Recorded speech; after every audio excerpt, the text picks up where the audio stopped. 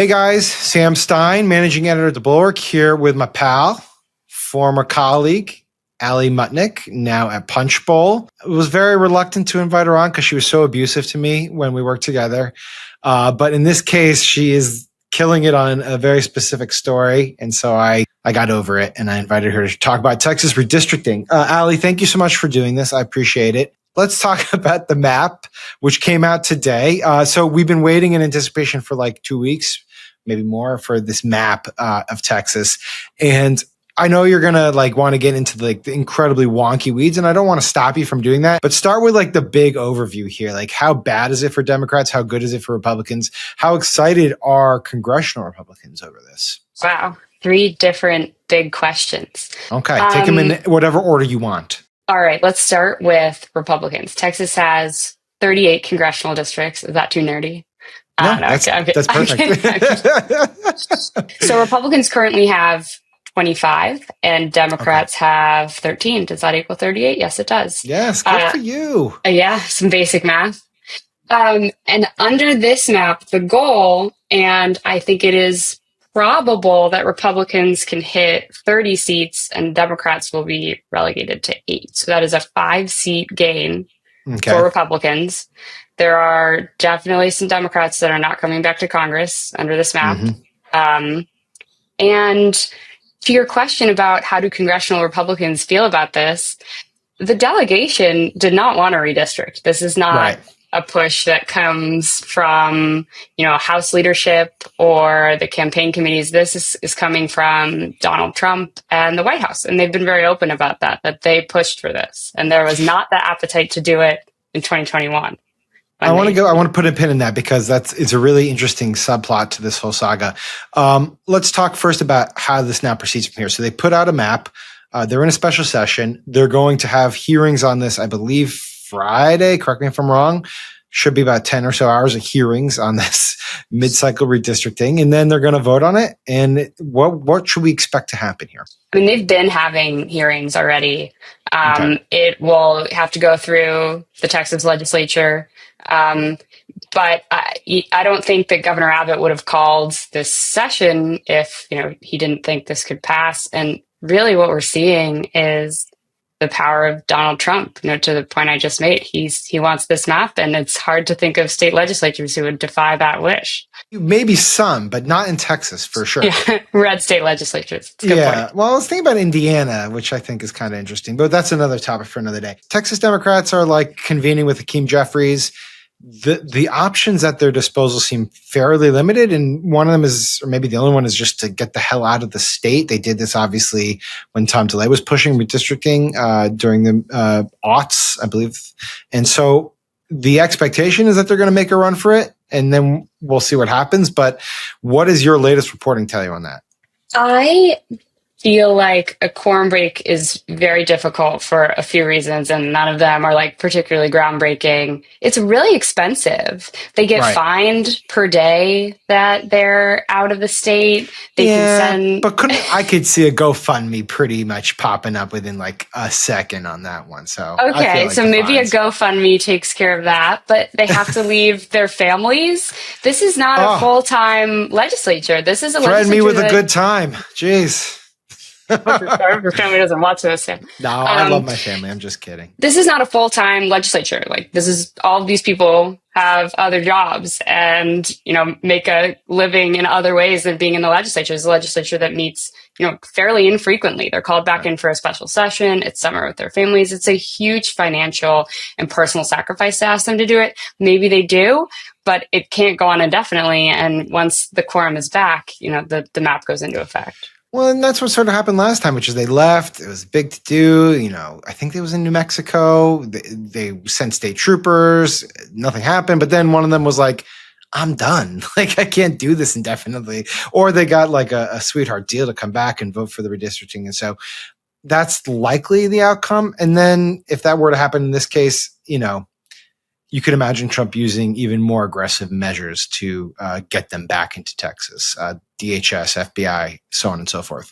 So then what's the recourse for Democrats here? In Texas itself, they'll sue. Of course, there'll be lawsuits. There's lawsuits on everything.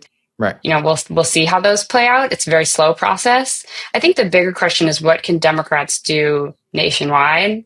And Right. part of what Hakeem Jeffries, the House Minority Leader, is pushing is that Democratic states are going to retaliate in kind. Blue states are going to redistrict to try to make up for what's happening in Texas and what's going to happen in other places. And we can go into that, talking about getting nerdy, but there's a lot of reasons why it's much easier for Republicans than Democrats. Give us the top ones. So Democratic states, by and large, the biggest blue states, some purple states, when they got, trifecta power, the governorship and both chambers of the state legislature, unless you're Nebraska, you only have one chamber, they created redistricting commissions in a lot of places in the name of good governance. Let's let voters pick their politicians, not the other way around.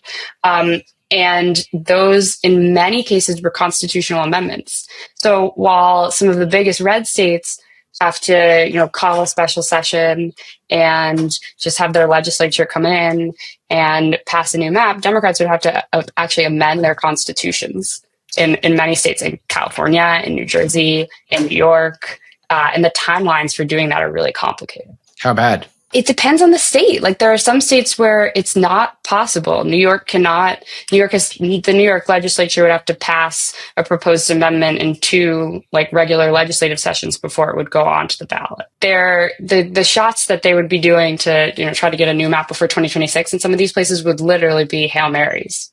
Right. Not literally. Figuratively.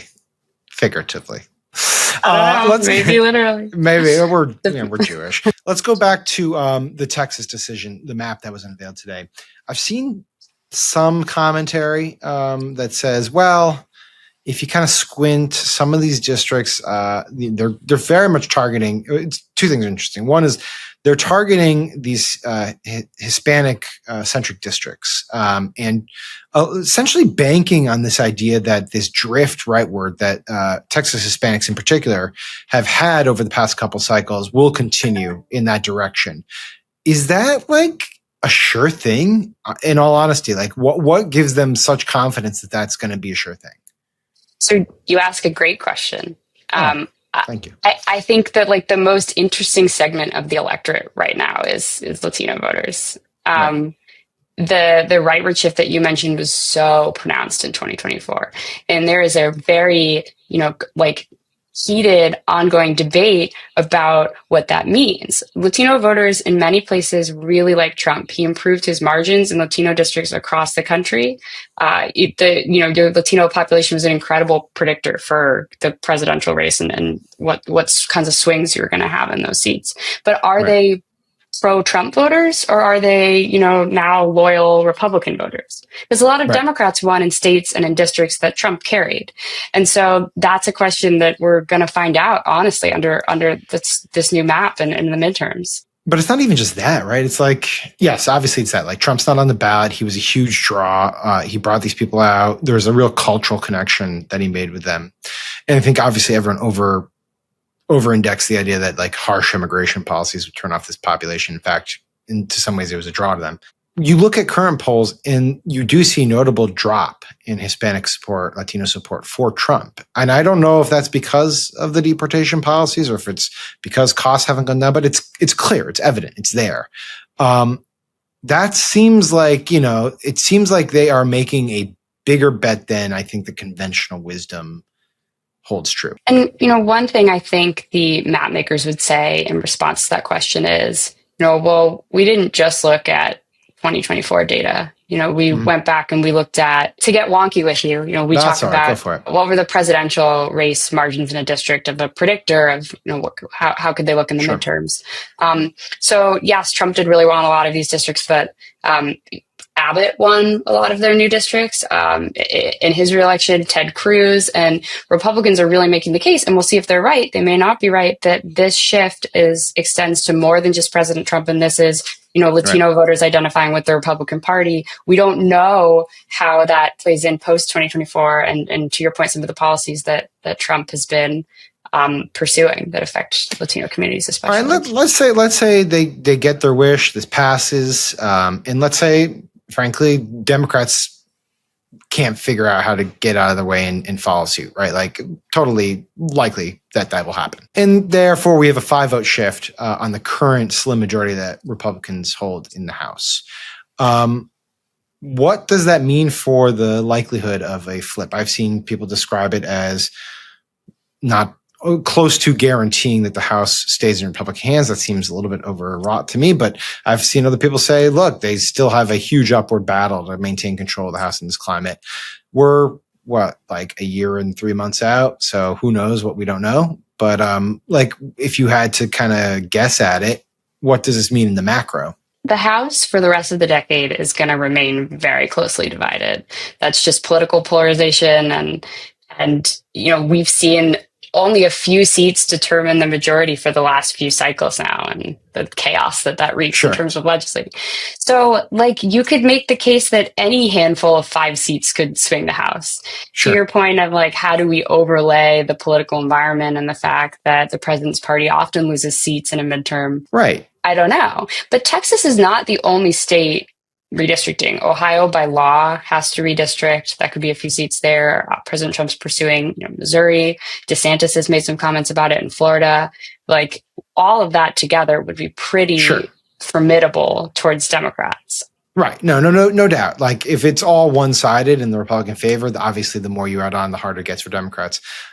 I guess a lot of people say, well, in 2018, there's a 40-seat gain for Democrats. Like, is it not in the realm of possibility that we have maybe not 40, but 30? And to that, you'd say no, like it's less likely because we're just so gerrymandered, so polarized that the number of actual districts that can flip are so small. Yes, but it also changes the farther out you get into the decade because you draw, unless you're doing mid-decade redistricting, like apparently every state is this time, you're using 10-year-old data by the end. And so if you're able to predict the trends correctly, then those hold up. But in 2018, we saw a lot of seats that were drawn to be Republican vote sinks, to use a nerdy term, just full of Republican voters switch because the suburbs rebelled so strongly against Trump. And that created that kind of 40-seat wave. Could that happen again? I don't know. A lot of states are redrawing using fresher data and with knowledge, that's more close to the political moment. Right. So the mid-cycle redistricting actually works to make sure that the waves are much smaller, basically. It could. We've never really had a full test case like this. What do we know about political backlash to redistricting? Is it a thing? That's a good question. Both parties like to accuse the other one of doing it. And, they're just following suit because someone else started it. Both parties gerrymander. That is absolutely true. But independent redistricting commissions are very popular. They poll very well. Citizens pass them often, overwhelmingly, even in some of the redder states. And so I think that if you ask the average person, do you want to be in a gerrymandered district or do you want to be in a competitive district? Of course, but they're not going to vote on that. Or maybe they will. I don't know. Will they vote being like, you know what? I didn't like that the party rigged this election in their favor. Well, that's part of the argument that Gavin Newsom is going to make to California voters, or that he said he's going to make, is that, yes, we have an independent redistricting in California. Yes, it is very popular, but we cannot let Texas do something unchallenged. We're the biggest state in the country. We need to put aside our commission and redraw our maps. And whether or not the citizens in California go along with that is going to answer a really big and interesting question about how people feel about gerrymandering. I suppose it's much easier for him to do it in response to something like Texas than it would be to do it proactively. Are we just done? Is this just going to be it for now? Everyone's just going to do mid-cycle redistricting. We're going to get rid of these independent commissions. We're just going to gerrymander every single district in the country. Is that just the future we have? To get rid of the independent commissions, the voters have to agree. So that is our one backstop. I'm talking 10 years. Fine. 10 years, 15 years down the road, I feel like every district is just going to be hyper tailored using the highest end AI technology. It's just going to be ridiculous. We'll redistrict every 2 years. You and I will be really busy. Yeah, it's good for YouTube content, I guess. Yeah. Okay. Well, look, I appreciate you doing all this work. It's been honestly thrilling to read and watch. And I do recommend People follow you on all the platforms, as much as it pains me to promote a Jake Sherman operation. But thank you. Jake says hi, by the way. Oh, good. Tell him I say hi. All right. Ally Mutnick, thank you so much for coming on. I really appreciate it. Everyone should check out her work at Punchbowl. Everyone should subscribe to this feed, though, because you get the better summarization of the work here. Just kidding. Love you, Ally. Take care. Talk to you. Thanks, Sam.